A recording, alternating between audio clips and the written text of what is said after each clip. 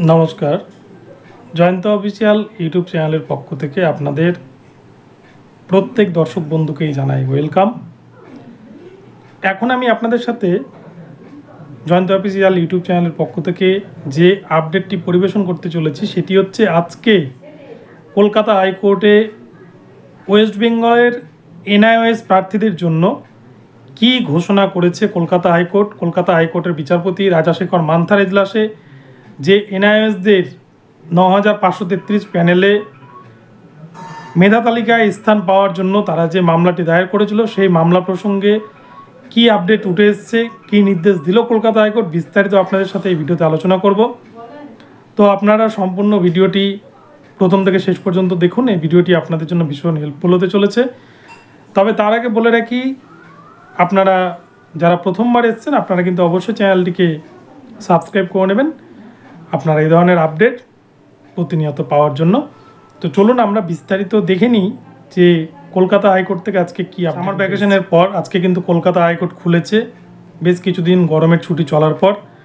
তো গরমের ছুটি চলার পরে আজকে কলকাতা হাইকোর্টের নিয়োগ দুর্নীতি মামলাগুলোর শুনানি ছিল এবং তার সাথে সাথে একাডেমিক মামলা এবং ৯৫৩৩ প্যানেলে ২০২২ রিক্রুটমেন্ট প্রসেসে ইন্টারভিউ দেওয়া প্রার্থীরা যারা এনআইওএস থেকে ডিএলএড করেছিলেন তারা কিন্তু মামলা দায়ের করেছিলেন, যেহেতু সুপ্রিম কোর্টের নির্দেশে এনআইওএসদেরকে বাদ দিয়ে দেয় প্রাইমারি বোর্ড এবং এনআইওএসদের সাথে সাথে বিএডদেরকেও কিন্তু সুপ্রিম কোর্টের নির্দেশ মোতাবেক বাদ দিয়ে দিয়েছিল প্রাইমারি বোর্ড।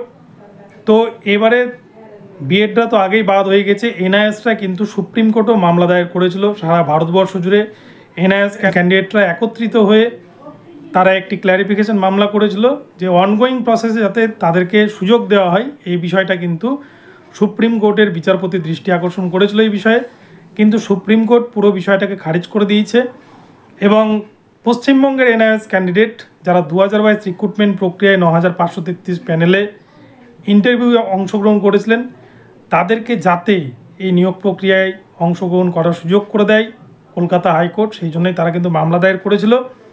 কিন্তু আজকে এই মামলাটি উঠেছিল, মামলাটি ওঠার পর বেশ কিছুক্ষণ শুনানি হয় এবং সেক্ষেত্রে কিন্তু বিচারপতি রাজাশেখর মান্থা পিটিশনারদের আইনজীবীকে কড়া ভাষায় আক্রমণ করে এবং যেহেতু সুপ্রিম কোর্ট এনআইওএসদের বিষয়টিকে খারিজ করে দিয়েছে, এনআইওএসকে ইল্লিগাল ঘোষণা করেছে, তাই এনআইওএসদের কিন্তু নিয়োগ পাওয়ার কোনো প্রশ্নই নেই, এরকম একটা বিষয় বিচারপতি রাজাশেখর মান্থা বলেন এবং তার সাথে সাথে পিটিশনারদেরকেও কিন্তু কড়া ভাষায় আক্রমণ করেন। তো আগামীতে এই মামলার কিন্তু কোনো ভ্যালু থাকবে না। আজকে মামলাটিকে পুরো ডিসপোজ করে দিয়েছে, মামলাটিকে খারিজ করে দিয়েছে, অর্থাৎ এক কথায় বলতে গেলে ২০২২ নিয়োগ প্রক্রিয়ায় বা ৯৫৩৩ প্যানেলে আর কিন্তু এনআইওএস ক্যান্ডিডেটদের কোনো সুযোগ রইল না, তারা কিন্তু সম্পূর্ণ এই নিয়োগ প্রক্রিয়া থেকে বাতিল হয়ে গেল। এবারে আসি একাডেমিক মামলার বিষয়ে। একাডেমিক মামলা আপনারা জানেন পুরনো ক্যান্ডিডেটদের সিলেবাস এইচএসের ভার্সেস নতুন ক্যান্ডিডেটদের সিলেবাস, এই নিয়ে কিন্তু একটা অসামঞ্জস্য তৈরি হয়েছিল প্রাথমিকের নিয়োগের ক্ষেত্রে নম্বর বিভাজনের ক্ষেত্রে। আপনারা জানেন এইচএসের নম্বর বিভাজনের ওপর কিন্তু ১০ নম্বর রয়েছে, তাই এটা একটা বড় এফেক্ট করে প্রাথমিকের নিয়োগের ক্ষেত্রে। সেই জন্যই পুরনো সিলেবাসের ক্যান্ডিডেটরা তারা কিন্তু কলকাতা হাইকোর্টে মামলা দায়ের করেছিলেন প্রাক্তন বিচারপতি অভিজিৎ গঙ্গোপাধ্যায়ের এজলাসে এবং বেশ কিছু শুনানি হয়। প্রাক্তন বিচারপতি এই নিয়ে কিন্তু একটি মৈত্রী কমিটি তৈরি করে দিয়েছিলেন এবং সেই মৈত্রী কমিটির রিপোর্ট কলকাতা হাইকোর্টে যথারীতি মৈত্রী কমিটি পেশ করেন, কিন্তু সেই রিপোর্ট প্রাইমারি বোর্ড এবং কোর্ট কেউই কিন্তু মানতে রাজি নন এবং পুনরায় নতুন একটি রিপোর্ট পেশ করার নির্দেশ দেন প্রাক্তন বিচারপতি অভিজিৎ গঙ্গোপাধ্যায় এবং সেই মোতাবেক আজকে মামলাটি উঠেছিল দীর্ঘদিন পর এবং মামলাটিতে আজকে সেভাবে কিছু হয়নি, কিন্তু মামলাটি আবারও কিন্তু আগামীকালকে লিস্টেড হয়েছে। আগামীকাল আবারও একাডেমিক মামলা উঠতে চলেছে। তো এই দুটি আপডেট আপনাদেরকে এখন দিলাম। আপনাদের যদি আপডেট দুটি ভালো লাগে তাহলে অবশ্যই কিন্তু চ্যানেলটিকে সাবস্ক্রাইব করবেন প্রতি মুহূর্তে এই ধরনের আপডেট পাওয়ার জন্য। তো দেখা হচ্ছে পরবর্তী ভিডিওতে, সকলে ভালো থাকবেন, নমস্কার।